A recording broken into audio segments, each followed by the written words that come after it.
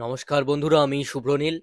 দাগি ছবির প্রথম গান আজকে চলে এলো বলাটা ভুল হবে। অ্যাকচুয়ালি কালকে রাত্রিরেই কিন্তু ইউটিউবে অটো জেনারেটেড অডিও অ্যাভেলেবেল হয়ে গেছিল।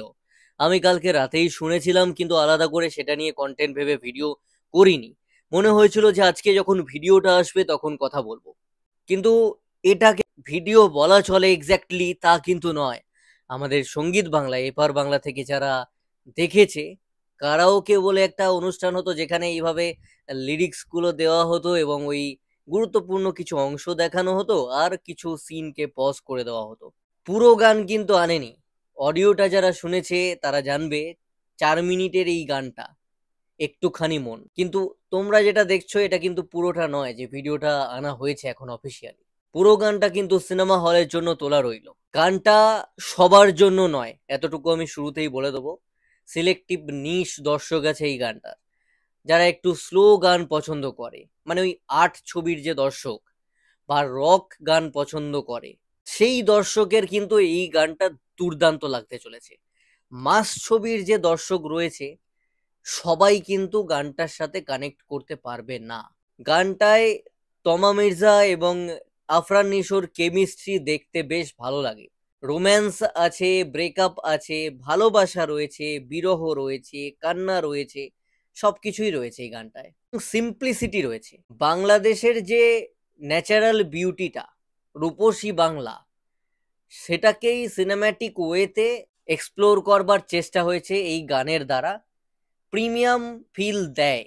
একদম বাংলাদেশি ঘরানার যে ছবি হয় বা বাংলাদেশি গান বোঝা যায়, বাংলাদেশের জন্যই বানানো বোঝা যায়, সেটা দাগি ছবির টিজারের ক্ষেত্রেও ছিল না এবং এই গানটার ক্ষেত্রেও আমি ফিল করিনি।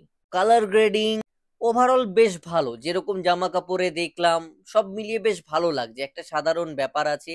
গানটা আমার পার্সোনালি বেশ ভালো লেগেছে। কালকে যখন আমি অডিওটা শুনেছিলাম আমার খুব ভালো লেগেছিল। তাসানের গলা তো ভীষণ সুন্দর। তাসানের যে প্রচুর গান শুনে ফেলেছি বাংলাদেশি অন্যান্য শিল্পীদেরটা যেমন আমি শুনি, সেটা বলবো না। তবে তাহসানের সঙ্গে শ্রাবন্তী চ্যাটার্জির একটা সিনেমা আমি দেখেছিলাম এবং এতটুকু জানি যে তাহসান হচ্ছে মিথিলা, মানে আমাদের সৃজিত মুখার্জির এখন যিনি ওয়াইফ, তার এক্স হাজবেন্ড। তো ওনার সেই সূত্রে আমি পরিচিত হই এবং বেশ কিছু গান শুনে।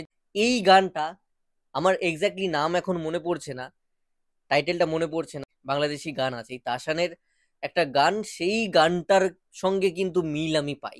সেটা কোনটা এক্স্যাক্ট আমার টাইটেল মনে পড়ছে না। বাংলাদেশি দর্শকরা বেটার বলতে পারবে আমার চেয়ে। তো মাসা বলে যিনি গেয়েছেন তারও গলা আমার বেশ ভালো লাগলো, মিষ্টি। এবার আমার ভালো লেগেছে মানে এটা যে আমি প্রচুর বার লুপে শুনবো সেই অডিয়েন্স আবার আমি না। আমার আবার এত কান্নাকাটি ইমোশন ব্যাপারটা না ভালো লাগে না। মানে আমি ছোট থেকে প্রচুর কিছু দেখেছি, তো তো আমার আর ইমোশনাল ব্যাপার বেশি নিতে চাই না, আমি দূরে থাকি ইমোশন থেকে। এনার্জেটিক ব্যাপার স্যাপার বেশি ভালো লাগে। তো আমি এটা হয়তো প্রচুরবার রিপিটে শুনবো না, আমি আমারটা বলছি, কিন্তু একটা নিশ দর্শক যাদেরকে আমি প্রথমেই সিলেক্ট করলাম তাদের ভীষণভাবে ভালো লাগবে। আর আমার যে খারাপ লেগেছে তেমনটা নয়, গানটা বেশ ভালোই হয়েছে।